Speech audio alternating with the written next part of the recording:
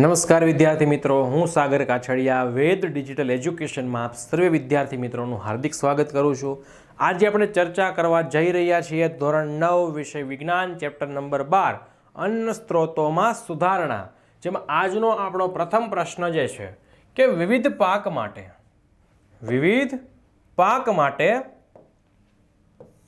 આબોહવા સંબંધિત પરિસ્થિતિના નામ અને તેની જરૂરિયાત જણાવો અને કોઈ એક પરિબળના આધારે પાકના પ્રકાર ઉદાહરણ દ્વારા સમજાવો. હવે જે તે વિસ્તારમાં જે તે પાક ઉગે તે એની આબોહવા પર આધારિત છે.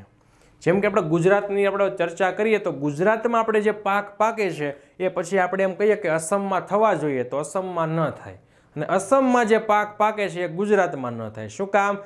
તો આ આબોહવા ઉપર આધાર રાખે છે. જ્યાં ઠંડુ વાતાવરણ હોય તે એ પ્રકારના પાક ઉગી નીકળે, જ્યાં આબોહવા સૂકી હોય ગરમ હોય ત્યાં એવા પ્રકારના પાકો ઉગી નીકળે છે. તો પાક છે એ આબોહવા સંબંધિત છે. તો વિવિધ પાક માટે આબોહવા સંબંધિત પરિસ્થિતિઓ કઈ કઈ છે? તો કે એનું તાપમાન અને પ્રકાશ અવધિ, કે ત્યાં તાપમાન કેવું છે અને કેટલો સમય એ પ્રકાશ રહે છે. ચલો, જરૂરિયાત તો પાકને સારી રીતે વૃદ્ધિ પામવા માટે, મોટો થવા માટે અને જીવનચક્ર પૂર્ણ કરવા માટે ચોક્કસ આબોહવા સંબંધિત પરિસ્થિતિઓની જરૂર રહેલી હોય છે. જેમ કે પ્રકાશ અવધિ સૂર્યપ્રકાશના સમયગાળાને સંબંધિત હોય છે. પ્રકાશ અવધિ એ સૂર્યપ્રકાશના સમયગાળાને સંબંધિત છે. જેમ કે પુષ્પનું સર્જન, જ્યારે નવું પુષ્પ બને છે અને તેની વૃદ્ધિ સૂર્યપ્રકાશ પર આધારિત છે. વનસ્પતિઓમાં પ્રકાશ સંશ્લેષણની પ્રક્રિયામાં સૂર્યપ્રકાશનો ઉપયોગ કરી વનસ્પતિ ખોરાક બનાવે છે. જો સૂર્યપ્રકાશ ન મળે તો ખોરાક બનાવવાની પ્રક્રિયા શું થાય? અટકી જાય છે.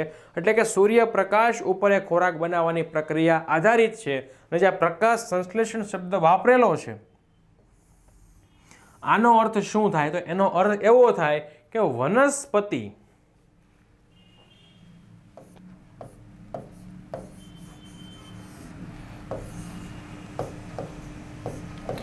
વનસ્પતિ જમીનમાંથી મેળવે છે પાણી, વાતાવરણમાંથી મેળવે છે કાર્બન ડાયોક્સાઇડ, એની પાસે છે ક્લોરોફિલ, અને સૂર્યમાંથી મેળવે છે સૂર્ય ઉર્જા. અને વનસ્પતિ શું કરે છે? સૌર ઉર્જાનું રાસાયણિક ઉર્જામાં રૂપાંતર કરીને ખોરાક બનાવે છે. આ જે ખોરાક બનાવવાની જે ક્રિયા છે, આ ક્રિયાને કહેવાય પ્રકાશ સંશ્લેષણની પ્રક્રિયા. ત્યારબાદ પાકના પ્રકારની જો વાત કરીએ તો કૃષિ પાકના બે પ્રકાર છે, ખરીફ પાક અને રવિ પાક. ખરીફ પાક અને રવિ પાક. તો ખરીફ પાક કોને કહેવાય? તો કે જે ચોમાસાની ઋતુમાં થાય. ચોમાસાની ઋતુનો સમયગાળો ક્યારથી ક્યાં હોય છે? જૂન, જુલાઈ, ઓગસ્ટ. જૂનથી ઓગસ્ટ સુધીનો વરસાદી ઋતુમાં આ પાક થાય છે. જેમ કે ડાંગર, મકાઈ, સોયાબીન, બાજરી, અડદ, મગ. કેમ આ બધા પાક ચોમાસામાં થાય? તો આ દરેક પાકને પાણી છે એ વધુ પ્રમાણમાં જોઈએ. પાણી છે એ વધુ પ્રમાણમાં જોઈએ છે. આથી આ પાકને છે ચોમાસામાં ઉગવામાં સરળતા રહેશે. હવે રવિ પાકની ચર્ચા કરીએ તો સમયગાળો છે નવેમ્બરથી એપ્રિલ, અને આ જે રવિ પાક થાય છે શિયાળામાં. રવિ પાક થાય છે શિયાળામાં. જેમ કે ઘઉં, રાય, વટાણા, અળસી, શેરડી, ચણા વગેરે. તો મિત્રો, પાકના પ્રકાર છે યાદ રાખવાના છે. આના માટે આપણી પાસે એક ટૂંકમાં છે ચાવી છે, ચોખા શીરો. ચોખા શીરો. ચલો, ચો એટલે ચોમાસું. ચોમાસામાં કયો પાક થાય છે? તો કે ચોમાસામાં થાય છે ખરીફ પાક. સી એટલે શિયાળો. શિયાળામાં કયો પાક થાય? તો કે રવિ પાક. તો આના માટે મિત્રો તમારે ખાસ યાદ રાખવાનું છે, એક્ઝામમાં શું થાય છે? ખરીફ પાકમાં રવિ પાક લખાય છે, રવિ પાકમાં ખરીફ પાક. એ મિસ્ટેક ન થાય એટલા માટે આપણી પાસે ચાવી છે ચોખા શીરો. ચોમાસામાં ખરીફ પાક, શિયાળામાં રવિ પાક. આગળનો જે પ્રશ્ન છે, અન્ન ઉત્પાદનમાં વધારા માટે કૃષિમાં સમાયેલી પ્રણાલીઓ અને પાક ઉત્પાદન સુધારણાની ક્રિયામાં સમાવિષ્ટ પ્રવૃત્તિ જણાવો. તો ચાલો સૌ પ્રથમ જોઈએ તો કે ભારતમાં 1960 થી 2004 1960 થી 2004 40 વર્ષ કરતાં પણ વધારે જે સમયગાળો છે, આ સમયમાં ખેતીલાયક ભૂમિમાં 25%, કેટલો 25%નો વધારો થયો. સાહેબ આવું કેમ થાય? વધારો ક્યાંથી? જમીન આવી ક્યાંથી? તો મિત્રો આ જમીન ક્યાંયથી આવતી નથી. જે ઉજ્જડ વેરાન છે, વગડા છે, જ્યાં કંઈ પણ વૃક્ષો ઉગતા નથી, આવ્યા જમીનને આપણે ફળદ્રુપ બનાવીએ છીએ. આવી જમીનને ફળદ્રુપ બનાવીએ છીએ તો આ 40 વર્ષ કરતાં પણ વધારે સમયગાળામાં ખેતીલાયક ભૂમિમાં 25%નો શું થયો? વધારો થયો છે. અને આ વધારો થયો છે અને અન્નના ઉત્પાદનમાં 4 ગણો વધારો થયો. જમીન ખાલી કેટલી વધારી આપણે? 25%. ઉત્પાદન સીધું કેટલું થઈ ગયું? 4 ગણું. શું કામ? વૈજ્ઞાનિક ઢબ અપનાવી, આધુનિક પદ્ધતિ અપનાવી એટલા માટે. અન્ન ઉત્પાદનમાં વધારા માટે કૃષિમાં સમાયેલી પ્રણાલીઓ 3 ચરણમાં વહેંચવામાં આવે છે. પહેલા ચરણની પ્રણાલી કઈ છે? તો કે પહેલા ચરણમાં શું કરવામાં આવે? બીજની યોગ્ય પસંદગી કરવામાં આવે. શું કરવામાં આવે? બીજની યોગ્ય પસંદગી કરવામાં આવે. સારા પ્રમાણમાં સંકર જાતિવાળા વધુ ઉત્પાદન આપી શકતા હોય એવા બીજને રોપવામાં આવે. બીજું ચરણ છે. બીજા ચરણમાં પાકની યોગ્ય દેખરેખ રાખવી જોઈએ. પહેલું શું? તો કે સારા બીજની પસંદગી કરવી, ત્યારબાદ બીજું પાકનું યોગ્ય રીતે દેખરેખ રાખવી, અને ત્રીજું જે છે એ ખેતરમાં ઉગેલા પાકની સુરક્ષા અને કાપણી એટલે કે લણણી. મિત્રો લણણી કોને કહેવાય? તો ખેતરમાં પાક જ્યારે સંપૂર્ણ પરિપક્વ થઈ જાય એટલે એને કાપવાની જે ક્રિયા છે આને કહેવાય લણણી. આ લણણી કરેલા પાકને નુકસાન થવાથી બચાવવો. કેટલા ચરણ છે? 3. યોગ્ય બીજ, ત્યારબાદ બીજ તમે વાવો છો એટલે ખેતરમાં જે પાક ઉગે પાકની યોગ્ય દેખરેખ, અને ત્રીજું પાક જ્યારે લણણી ઉપર આવી જાય કે કપાઈ ગયો હોય, લણણી થઈ ગઈ હોય એટલે એ પાકને નુકસાન થતો બચાવવું. આ 3 ચરણ આવે છે. ત્યારબાદ આગળ પાક ઉત્પાદનમાં સુધારણાની પ્રક્રિયામાં સમાવિષ્ટ પ્રવૃત્તિઓ કઈ છે? તો ચાલો સૌ પ્રથમ છે પાકની જાતમાં સુધારણા કરવી. પહેલાના સમયમાં શું થતું? મહેનત તો કરતા ખેડૂતો પણ ઉત્પાદન ન આવતું. શું કામ? કે ત્યારે સંકર જાતિવાળા બિયારણો ન હતા, ત્યારે વધારે ઉત્પાદન આપી શકે એવા બિયારણો ન હતા. એટલા માટે ઉત્પાદન કેવું આવતું? ઓછું. એટલે આપણે શું કર્યું? પાકની જાતને સુધારી દીધી. સંકર જાતિવાળા બિયારણો અપનાવાય છે. પાક ઉત્પાદનમાં સુધારણા કરવી કે કઈ રીતે એને ઉછેરી શકાય, કઈ રીતે એની સાર સંભાળ દેખરેખ રાખી શકાય, એટલે આપણે પાક ઉત્પાદન સુધાર્યું છે. પાક સુરક્ષાનું પ્રબંધન કરવું. જીવજંતુઓ છે, કોઈ પશુ છે, પક્ષી કે પ્રાણી દ્વારા જે પાકને નુકસાન થાય છે એના બદલામાં આપણે શું કરીએ છીએ? અત્યારે ખેતરની ફરતે તાર ફેન્સિંગ કરીએ છીએ, જેમાં પણ સરકાર આપણને સબસિડી આપે છે. ત્યારબાદ આપણે ઝટકા શોર્ટ મશીન મૂકીએ છીએ, જેમાં પણ આપણને સરકાર દ્વારા સબસિડી આપવામાં આવે છે. તો ટૂંકમાં ખેતરમાં રહેલા પાકને પશુ પક્ષી પ્રાણીથી કઈ રીતે બચાવી શકાય એનું પણ આજના સમયમાં પ્રબંધન કરવામાં આવેલું છે. ત્યારબાદ નવો પ્રશ્ન છે કે પાકની જાતોમાં ઈચ્છિત લક્ષણોને શાના દ્વારા ઉમેરી શકાય? ઈચ્છિત લક્ષણો એટલે કે તમે ઈચ્છા હોય તમારી કે ભાઈ આ પાક છે તો આમાં આવા પ્રકારના લક્ષણો હોવા જોઈએ તો વધારે ઉત્પાદન આવે, તો એવા લક્ષણો એમાં કઈ રીતે ઉમેરી શકાય તે માટેની પસંદગીના માપદંડ જણાવો. તો પાકની જાતોમાં ઈચ્છિત એટલે કે આપણી ઈચ્છા અનુસારના લક્ષણોને સંકરણ દ્વારા, સંકરણ એટલે કે 2 જાતિના બિયારણને ભેગા કરીને આ સંકરણ કરાવવામાં આવે છે, સંકરણ દ્વારા ઉમેરી શકાય છે. અને સંકરણ માટે પાકની જે જાત છે એની પસંદગી પર પાકના સારા ઉત્પાદનનો આધાર રહેલો હોય છે. પછી ગમે તેવા બીજ વચ્ચે સંકરણ કરાવવામાં આવે તો ઉત્પાદન વધે નહીં. એના માટે પણ યોગ્ય માપદંડ હોવા જોઈએ. સંકરણ કરાવવા માટે પણ યોગ્ય માપદંડ હોવા જોઈએ. તો ચાલો એની વાત કરીએ આપણે કે સંકરણ માટે પાકની જાતિ કે જાતની પસંદગી કેવી રીતે કરવી, કેવા એના માપદંડો હોવા જોઈએ. તો પહેલું તો રોગ પ્રતિકારક શક્તિ જે તે બીજની વધારે હોવી જોઈએ, ખાતર પ્રત્યે પ્રતિચાર આપવું જોઈએ, ત્રીજું નિપજની ગુણવત્તા વધારે હોવી જોઈએ, ઊંચી હોવી જોઈએ, અને ઉત્પાદન વધારે થવું જોઈએ. તો મિત્રો 4 માપદંડો છે અને તમારે ટૂંકમાં યાદ રાખવા હોય તો આપણી પાસે એક ચાવી છે. આ ચાવીને યાદ રાખી લેવાની, ટૂંકમાં તમને યાદ રહી જશે. આ ચાવી શું છે? ચાવી છે નીરો ખાવ. નીરો ખાવ. ચલો, ની એટલે નિપજની ગુણવત્તા ઊંચી. નિપજની ગુણવત્તા ઊંચી. રો એટલે રોગ પ્રતિકારક ક્ષમતા વધારે.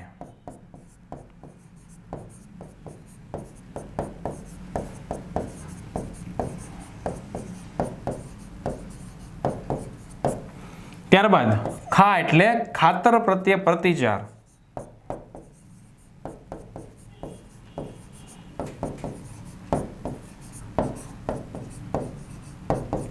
અને ઉ એટલે ઉત્પાદન વધારે.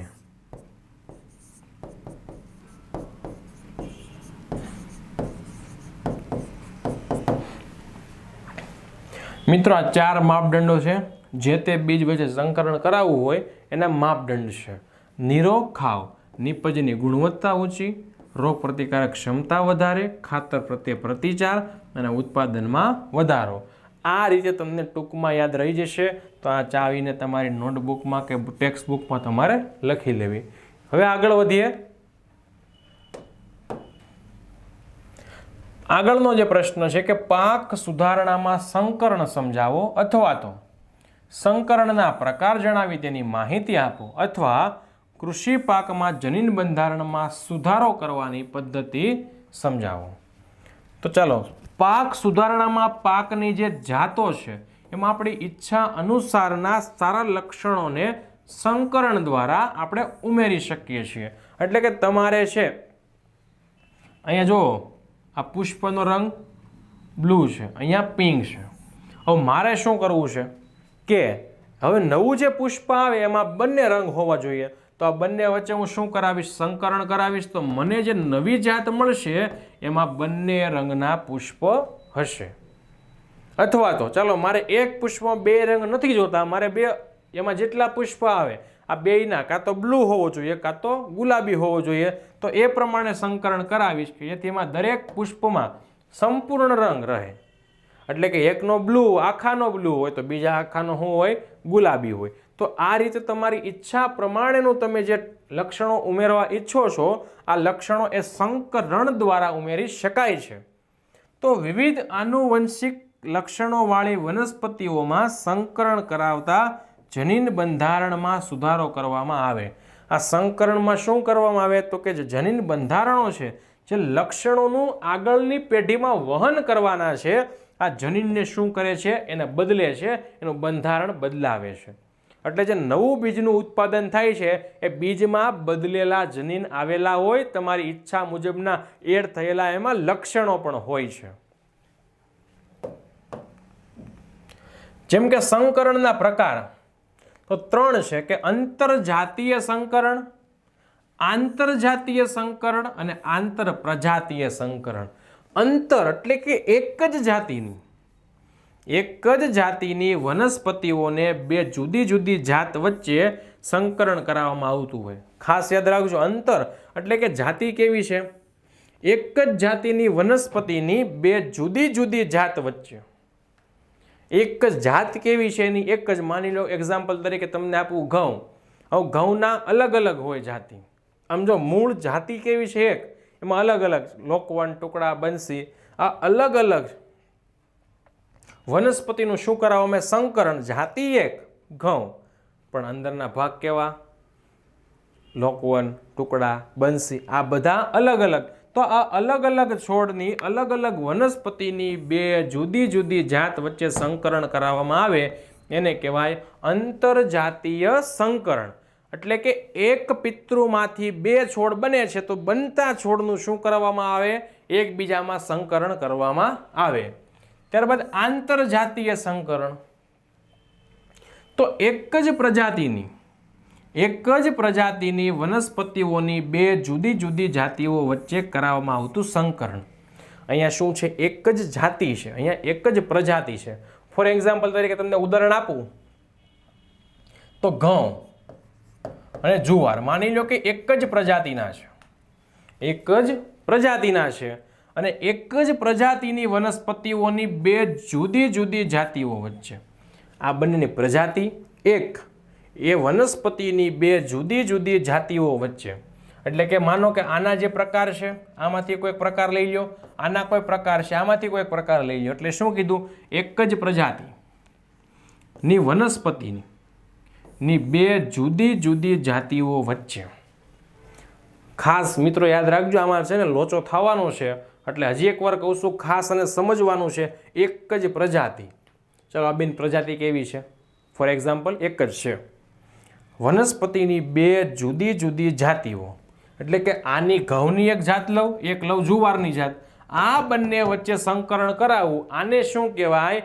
આંતરજાતીય સંકરણ. અંતરમાં શું કીધું? ચલો ઘઉંની છે, અલગ અલગ ભાગ લઉં, એમાંથી પહેલી અને બીજી, આ બંને વચ્ચે સંકરણ કરાવવું. જ્યારે અહીંયા એક જ પ્રજાતિ હોય એમાં બંનેના અલગ અલગ વનસ્પતિને વચ્ચે સંકરણ કરાવવું, એને કહેવાય આંતરપ્રજાતીય, આંતરજાતીય. હવે આંતરપ્રજાતીય તો બે ભિન્ન વનસ્પતિની પ્રજાતિઓ વચ્ચે, બે ભિન્ન વનસ્પતિની પ્રજાતિઓ વચ્ચે સંકરણ કરાવવામાં આવે. આમાં તો શું થઈ ગયું? આંતરપ્રજાતીય, તો આમાં પ્રજાતિ વચ્ચે, એટલે કે બે ભિન્ન વનસ્પતિની પ્રજાતિ. અહીંયા જો પ્રજાતિ કેવી છે? એક જ છે, ઘઉં જુવારની માની લો. હવે આનો જે છોડ આવ્યો એક પ્રકારનો, આનો એક પ્રકારનો છોડ આવ્યો, આ બંને વચ્ચે તમે સંકરણ કરાવો એને કહેવાય આંતરજાતીય. આંતરપ્રજાતીયમાં બે પ્રજાતિ જ કેવી છે? આખી અલગ અલગ છે, એની વચ્ચે તમારે શું કરવાનું? સંકરણ. તો એને કહેવાય આંતરપ્રજાતીય. કેટલા પ્રકાર? અંતરજાતીય સંકરણ, આંતરજાતીય સંકરણ અને આંતરપ્રજાતીય સંકરણ. ત્યારબાદ જનીનિક રૂપાંતરિત પાકો શું છે? તો કે સંકરણ સિવાય પાકના જનીન બંધારણમાં સુધારો કરવા ચોક્કસ વનસ્પતિ, સંકરણ સિવાય કીધું છે, સંકરણ કરાવવાનું નથી. આ સંકરણ સિવાય પાકના જનીન બંધારણમાં સુધારો કરાવવા માટે ચોક્કસ વનસ્પતિ જાતમાં ઐચ્છિક લક્ષણોવાળા, ઐચ્છિક એટલે કે આપણી ઈચ્છા અનુસારના, આપણી ઈચ્છા મુજબના જે લક્ષણો છે એવા જનીનને ઉમેરવામાં આવે છે. જો અહીંયા સંકરણ કરાવતા નથી, શું કીધું? જનીનિક રૂપાંતરિત પાકો, એટલે કે સંકરણ સિવાય પાક જનીન બંધારણમાં સુધારો કરવા ચોક્કસ વનસ્પતિની જાતમાં આવા લક્ષણો ઉમેરવામાં આવે, આવા જનીનને ઉમેરવામાં આવે છે, અને પરિણામે જનીનિક રૂપાંતરિત પાક મળે છે. ફોર એક્ઝામ્પલ બીટી કપાસ, બીટી રીંગણ, આ બધા શું છે? જનીનિક રૂપાંતરિત પાકો છે, જેમાં સંકરણ કરાવવામાં આવતું નથી, પણ બદલામાં જે વનસ્પતિ છે એમાં તમારી ઈચ્છા મુજબના સીધા લક્ષણો તમે એમાં દાખલ કરો છો. આગળનો પ્રશ્ન છે કે નવી જાતો સ્વીકારવા માટે શું આવશ્યક છે તે જણાવો. નવી જાતોને સ્વીકાર કરવા માટે શું જરૂરી છે? તો ચાલો એની આવશ્યકતા જોઈએ. તો કે પાકની નવી નવી જાતો વિભિન્ન ક્ષેત્ર એટલે શું કીધું? વિસ્તારોની ભિન્ન પરિસ્થિતિઓમાં સારું વધુ ઉત્પાદન આપી શકે.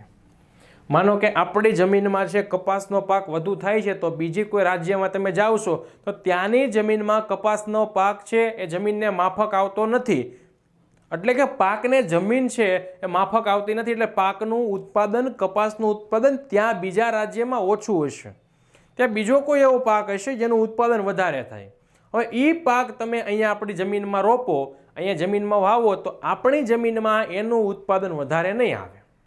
એટલે કે દરેક પાકને દરેક પરિસ્થિતિની અલગ અલગ વિભિન્ન જમીનો છે માફક આવતી હોય છે, એટલે પાકની નવી જાતો એ વિભિન્ન વિસ્તારો, અલગ અલગ વિસ્તારોની અલગ અલગ પરિસ્થિતિમાં સારું ઉત્પાદન આપી શકે છે. ખેડૂતોને સારી ગુણવત્તાવાળા વિશિષ્ટ બીજ, જેને બિયારણ કહેવાય છે, એની પ્રાપ્તિ સરળતાથી થઈ શકે. શું કામ? નવી જાતોનો સ્વીકારવા માટે શું જરૂરી છે? તો ખેડૂતોને સમયસર સારા બીજ પણ મળી રહેવા જોઈએ. ત્યારબાદ બધા જ બીજ એક જ જાતના હોય અને સરખી પરિસ્થિતિમાં અંકુરણ પામી શકે. હવે એક ખેતરમાં તમે પાક વાવ્યો છે, હવે અડધા બીજ છે એ આજ ઉગે, અડધા બીજ છે અઠવાડિયા પછી ઉગે, અડધા બીજ છે મહિના દિવસ પછી ઉગે, એમ નહીં. બધા જ બીજ એક જાતના હોય અને સરખી રીતે સરખી પરિસ્થિતિમાં અંકુરણ પામે એવા હોવા જોઈએ. ત્યારબાદ જાતો વિપરીત આબોહવાકીય પરિસ્થિતિમાં ઉગી શકે. જેમ કે સ્વીકૃત કરેલી નવી જાત એ વધુ ક્ષારવાળી, જેને કહેવાય લવણીય ભૂમિમાં પણ ઉગી શકે. ઘણીવાર શું થાય કે વધુ વરસાદ પડી ગયો હોય તો એ વધુ વરસાદમાં પણ એ ટકી રહેવા જોઈએ, એને નુકસાન થવું જોઈએ નહીં, એવા પ્રકારના બીજ હોવા જોઈએ. ત્યારબાદ આગળનો જે પ્રશ્ન છે, કયા કારકો કે પરિબળો માટે જાત સુધારણા કરવામાં આવે છે સમજાવો, અથવા તો કૃષિ પાક જાતોમાં સુધારણાની કઈ કઈ બાબતો માટે કરાય છે એ સમજાવો. તો કૃષિ પાક જાતોમાં નીચેના કારણો અનુસાર એ પાકની આપણે જાત સુધારણા કરવી પડે છે. તો જાત સુધારવા માટેના રીઝન શું છે, પરિબળ શું, કારણ શું છે? તો સૌપ્રથમ વાત કરીએ તો કે વધુ ઉત્પાદન. એકર દીઠ કૃષિ પાકમાં ઉત્પાદકતામાં વધારો થવો જોઈએ. શું કામ? આપણને હમણાં જ પાઠની શરૂઆતમાં જ કીધું આપણે કે ભાઈ ઉત્પાદન વધારવાનું છે. શું કામ? તો કે ઉત્પાદન, આપણી પાસે જમીન ઘટતી જાય છે, વસ્તી વધતી જાય છે, તો ઓછી જમીનમાં આ બધી જ વસ્તીને પૂરતા પ્રમાણમાં આપણે ભોજન આપવાનું છે, અનાજ આપવાનું છે. એટલે થોડી જમીનમાં વધુ ઉત્પાદન મેળવવું પડશે, એટલે ઉત્પાદનમાં વધારો થવો જોઈએ. ત્યારબાદ ગુણવત્તામાં સુધારણા થવા જોઈએ. એટલે કે પ્રત્યેક પાકમાં ગુણવત્તા ભિન્નતામાં રહેલી હોય છે. જેમ કે ઘઉંમાં બેકિંગ ગુણવત્તા, કઠોળમાં પ્રોટીન ગુણવત્તા, તેલીબિયામાં તેલની ગુણવત્તા, જ્યારે ફળ અને શાકભાજીમાં સંરક્ષણ અગત્યનું છે. તો કે પ્રત્યેક પાકમાં ગુણવત્તા અલગતા હોય છે, અલગ અલગ પ્રકારની હોય છે. અનાજમાંથી શું મળે છે? કાર્બોદિત. કઠોળમાંથી પ્રોટીન મળે છે, તેલમાંથી એટલે કે તેલી પદાર્થમાંથી ચરબી મળે છે, જ્યારે શાકભાજી અને ફળોમાંથી વિટામિન અને ખનિજ ક્ષારો મળે છે. ત્યારબાદ જૈવિક અને અજૈવિક પ્રતિરોધકતા. જૈવિક એટલે જૈવિક શબ્દનો અર્થ થાય સજીવ, અજૈવિક એટલે નિર્જીવ. ચલો, જૈવિક જેમાં સજીવ, રોગો, કીટકો અને કૃમિઓ જેવા જૈવિક, જ્યારે ઠંડી, હિમપાત, ક્ષારતા, વધુ પ્રમાણમાં પાણી, અનાવૃષ્ટિ જેવી અજૈવિક પરિસ્થિતિઓ જેમાં જીવ નથી, જેવો નિર્જીવ છે, આવી અજૈવિક પરિસ્થિતિના કારણે પાકને ઉત્પાદનતા ઘટી શકે છે. ઘણીવાર શું થાય, ખેતરમાં પાક ઉગેલો હોય તો જીવાણુને કારણે જોઈ શકો છો પાક બળી જાય છે, અથવા તો ઘણીવાર વધુ વરસાદને કારણે પાક બળી જાય છે, ઘણીવાર વરસાદ ન પડવાને કારણે પણ પાક બળી જાય છે. તો અલગ અલગ પ્રકારે શું થાય છે, પાકને ટૂંકમાં નુકસાન થાય છે. તો જૈવિક અને અજૈવિક આ બંનેની પ્રતિરોધકતા હોવી જોઈએ, કે બંને જે તમને પાકને મળે, જૈવિક પરિબળો પણ નડે, અજૈવિક પરિબળો પણ નડતા હોય, છતાં પણ પાકને કંઈ થવું જોઈએ નહીં. આવી પરિસ્થિતિઓમાં સર્જાતી તાણનો પ્રતિકાર કરી શકે એવી જાત પાક ઉત્પાદન સુધારી શકે છે. જો બળી જતો હોય તો કંઈ કામનું છે નહીં, તો અમુકનું ઉત્પાદન શું થાય, ઘટવાનું છે, વધવાનું નથી. ત્યારબાદ પરિપક્વ સમયમાં ફેરફાર. તો બિયારણ વાવવાથી પાકની કાપણી સુધીનો સમયગાળો ટૂંકો હોય તે આર્થિક દ્રષ્ટિએ સારું ગણાય. હવે માની લો કે કોઈ પાકને છે ઉગતા લણણી થાય, કાપણી થાય, ખેતરમાંથી પાક તમારા ઘર સુધી આવે 8 મહિના 9 મહિનાનો સમય લાગે. કેટલા મહિના? 8 મહિના 9 મહિનાનો સમય. પણ એના બદલામાં જો એ પાક છે એ 5 થી 7 મહિનામાં તૈયાર થઈ જાય, 5 થી 7 મહિનામાં તૈયાર થઈ જાય, એટલે એ પાક તમે તમારા ઘરે પહોંચાડી દો અને તમે એ ખેતરમાં શું કરો છો, બીજા કોઈ પાકને વાવી શકો છો. એટલે આર્થિક દ્રષ્ટિએ તમને શું થાય છે? આર્થિક દ્રષ્ટિએ તમને નફો થાય છે. તો ઓછા સમયગાળાને કારણે પાક ઉત્પાદનનો ખર્ચ પણ ઘટે છે. ખેડૂત પ્રતિ વર્ષ ખેતરમાં વધુ પાક ઉગાડી શકે છે. માનો કે 8-9 મહિનામાં પાક પાકતો હોય તો વર્ષમાં એક જ પાક નીકળે, પણ આવો 5-7 મહિનામાં પાક પાકતો હોય એનો ઈ જ પાક તો વર્ષમાં આપણે 2 ઉત્પાદન લઈ શકીએ છીએ. આથી પ્રતિ વર્ષ આપણે ખેતરમાં વધુ પાકને ઉગાડી શકીએ અને સમાન પરિપક્વથી કાપણીથી ક્રિયા પણ સરળ બને. આખા ખેતરમાં એક સરખી રીતે પાક પાકી ગયેલો હોય તો કાપણી કરવામાં પણ સરળતા રહે, પણ અડધા ખેતરમાં પાકેલો છે, અડધામાં પાકેલો નથી, તો કાપણી કરવામાં પણ સરળતા તમને રહેશે નહીં. અને આ દરમિયાન પાકને નુકસાન પણ કેવું થાય છે? ઓછું થાય છે. ત્યારબાદ વ્યાપક અનુકૂળતા. તો વ્યાપક અનુકૂળતા ધરાવતી જાતોનો વિકાસ કરવાથી આવી જાત વિવિધ વિસ્તારોની વિવિધ આબોહવામાં ઉગાડી શકાય છે. વ્યાપક અનુકૂળતા એટલે ગમે તે પરિસ્થિતિમાં એ ઉગી શકે છે. તો અલગ અલગ વિસ્તારમાં જ્યાં એને મળતી નથી આબોહવા, જ્યાંની આબોહવા એને માફક નથી, છતાં પણ એ ત્યાં ઉગી શકે છે. તેમજ વિવિધ પર્યાવરણીય પરિસ્થિતિમાં પાક ઉત્પાદનને સ્થાયી કરવામાં ઉપયોગી નીવડે છે. ત્યારબાદ ઇચ્છિત કૃષિકીય લાક્ષણિકતાઓ. તો કે ઘાસચારા માટે ઉપયોગી પાકમાં લાંબી અને વધુ શાખાઓ ઇચ્છિત લક્ષણ છે. જો અહીંયા તમે જોઈ શકો છો ઘાસચારો હોય તો એમાં વધારે શું હોવું જોઈએ? વધુ શાખા હોય. વધુ શાખા હોય તો એ છે એમાં પોષક દ્રવ્યો પણ કેવા હોય છે? વધારે હોય છે. પરંતુ અનાજ માટે વામન છોડ યોગ્ય છે. અનાજ માટે છોડ નીચો રહેવો જોઈએ, વધારે ઊંચાઈનો છોડ કંઈ કામનો નથી. હવે ઘઉં છે એ તમારા કમરથી નીચેના ભાગના હોય તો યોગ્ય છે, પણ તમારા હાઈટ સુધીના હોય તો એવા ઘઉં છે એના માટે છોડ યોગ્ય નથી, કારણ કે તેના ઉછેર માટે ઓછા પોષક દ્રવ્યોની આવશ્યકતા રહે છે. આથી ઇચ્છિત કૃષિકીય લક્ષણોવાળી વિકસતી જાતોને વધુ ઉત્પાદકતામાં મદદ કરે છે. ત્યારબાદ આગળનો જે પ્રશ્ન છે જૈવિક અને અજૈવિક પરિબળો કેવી રીતે પાક ઉત્પાદનને નુકસાન પહોંચાડે છે? જૈવિક એટલે કે જે સજીવ પરિબળો હોય, અજૈવિક એટલે કે જે નિર્જીવ પરિબળો હોય. ચલો કેવી રીતે નુકસાન પહોંચાડે? તો જૈવિક પરિબળોની વાત કરું તો એમાં કોઈ કીટકો દ્વારા રોગ લાગે છે, કીટકો હોય, કૃમિઓ હોય, અથવા તો અજૈવિક પરિબળોની જો વાત કરું તો પાકને ગરમી, ઠંડી કે બરફ પડવો, વધુ પડતું પાણી મળવું, વધુ પડતો ક્ષાર મળવો, અનાવૃષ્ટિ એટલે કે વધુ પડતો વરસાદ પડવો, જેના કારણે બીજની અંકુરણ ક્ષમતામાં ઘટાડો થાય છે, પાકના વજનમાં ઘટાડો થાય છે, વિઘટન દાણાના કદમાં ઘટાડો થાય છે, છોડ સુકાઈ જાય છે જેવા વગેરે લક્ષણોથી પાક ઉત્પાદકતા ઓછી થાય છે, નુકસાન થાય છે. તો આવા બધા પરિબળો જૈવિક અને અજૈવિક પરિબળો જે પાક ઉત્પાદનને નુકસાન પહોંચાડે છે. ત્યારબાદ આગળનો જે પ્રશ્ન છે પાક સુધારણા માટે ઐચ્છિક કૃષિકીય વૈજ્ઞાનિક લાક્ષણિકતાઓ જણાવો. ઐચ્છિક એટલે કે ઈચ્છા અનુસારની.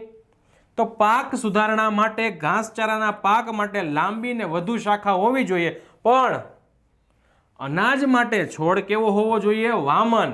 તો એ ઐચ્છિક કૃષિકીય વૈજ્ઞાનિક લાક્ષણિકતાઓ છે. જો વધારે શાખા હોય તો આપણો જે ખેતર છે હરુભરું લાગે અને એમાં પોષક દ્રવ્યો પણ વધે, જેથી એ કોને મળશે? પ્રાણીઓને. પણ ઘઉં છે, અનાજ, આ અનાજનો છોડ કેવો રહેવો જોઈએ? નીચો. વામન એટલે નીચો રહેવો જોઈએ. વધુ પડતો ઊંચાઈનો આવો છોડ આપણને કંઈ કામનો છે નહીં. તો મિત્રો આ વિડીયોમાં અહીંયા સુધી રાખીએ. ફરીથી મળીશું નવા વિડીયો સાથે. અસ્તુ. જય હિન્દ, જય ભારત.